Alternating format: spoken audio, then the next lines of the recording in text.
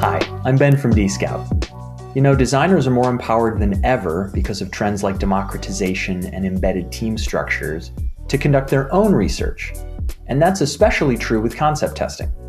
Whether it's early feedback on a completely new idea or pressure testing something in the wild, the best experiences anticipate user needs and account for the context that informs them.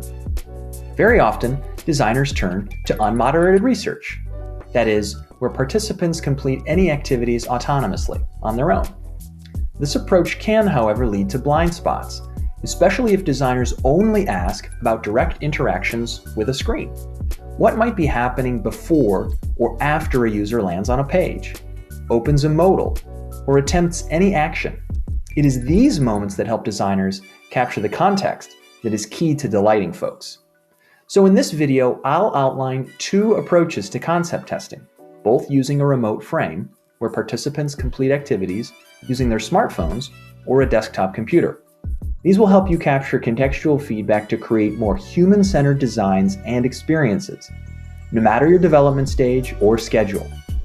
By the end of this video, you'll have two new ways to source human insight, improving your design practice more generally. Let's start with the classic rapid concept test, where feedback might be time sensitive. Maybe you're working within an agile or sprint cycle, and you have only 24 to 48 hours. You may have executed research like this before.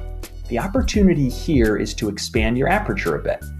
Instead of only getting feedback on the concept, which I recognize is critical, ask yourself what other pieces of information might be useful to you and your stakeholders. Using a mobile frame also lets us play with location, which, depending on your use case or industry, could offer a more exclusive look into the lives of your users. Maybe you're in the mobility space, and so you'd love to see them on their new commute schedule. Or maybe you work in retail, and so having them review a concept as they're in aisle is really helpful. For this example, I'm using a tool called DScout Express. As the name suggests, it's a fast way to capture feedback from a diverse group of people. For designers specifically, the value add is in the kinds of questions that we can create and the speed at which the feedback is obtained. Let's take the example of comparing light and dark modes of an app. I want some feedback on which versions folks prefer and why. With Express, I can program closed-ended questions to recruit only regular users, and then ask them a few starter questions to build context. What do they currently like about the design on the app, and why? How do they rank the design compared to other characteristics, like the feature set, the price, the ratings, etc.? I can also ask about frequency. Ask them for a screenshot on arguably the most important real estate in the world, their home screen. All of this before I've even shared with them the concept on which I want feedback. I give them a checkpoint, which is just a way of saying, hey, heads up, we're going to do something next. In this case, it's review a concept. And then I show them the concepts here. Now, in this example, I'm embedding static concepts, but if you had something that was interactive, like a prototype that you wanted them to navigate to, you can drop a URL and do that as well. Here I just have my dark and light modes of the app. They'll be viewing this on a mobile screen. So again, I can see how they would view it normally. So again, I'm getting a lot more context than simply having them look at a screen and tell me what thing they prefer. I ask them which they do, then I have them use a selfie video to tell me why. I might have even asked them to show me a screen recording of their phone. I might be able to add them to this concept, even if it is static, to have them walk me through what it looks like in their app environment. I close by asking if this concept would help them increase their usage and by how much. And then finally, I close with any feedback that they have for the design. It's only 10 questions. And you can see that if I were to get this sort of feedback from, say, 100 people, I as a designer would feel really good, not only about the decision that I'm making between, in this example, two concepts, but you may have more, but there's also a whole host of feedback that I can share to contextualize, bolster, and add rigor to my design decision. Just think about how it bolsters your story, boosts your recommendation as a designer. You're doing research, you're asking questions that you would normally do in a lab, but you're doing quickly and at scale with a rapid feedback tool like DScout Express.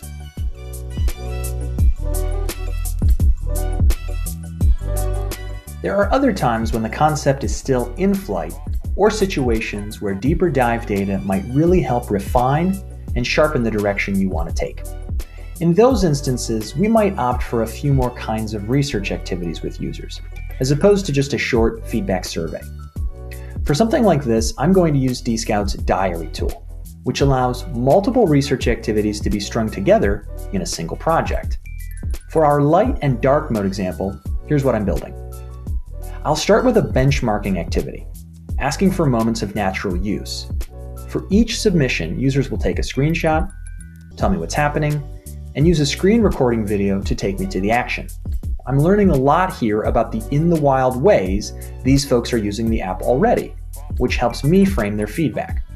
I can program all the same questions here as I did in the rapid test example, only this time I'll get multiple moments from the same person, which helps paint a fuller picture of an individual user's path. As an aside, any part of a diary mission can be on mobile or desktop, depending on your specific use case or design need. After the benchmark, I'll have them do a bit of what I did in the rapid test, that is, show my concepts, ask for a winner, and have folks describe why it was their choice. I could have, if it made sense, show them one concept at a time and ask for feedback on each instead of picking a single winner. This might help if you believe both concepts have a place in your experience, but at different ship dates. Finally, in part 3, I'll wrap up with a co-creation exercise. This is a chance for me to empower my users, asking them how they'd improve or advance the design. I like to have folks take pen to paper and actually draw their ideas, and in a selfie video, give me a tour of their finished product. If you recruit a solid group of users, this activity can produce a wealth of novel ideas for your team, even if you don't exactly use the designs themselves. Diary lets you message these folks, place them into groups, and offers all the same analysis tools found in Express to help you mine this empathy-rich, deeper concept feedback. So there you have it, 2 ways that you can weave contextual feedback with your ongoing concept feedback practice. Seeing all of this helps, but as a designer, you'd probably like to play around for yourself. Click the link below to be added to this project to check out its capabilities. Thank you so much for watching. I'm Ben from DScout.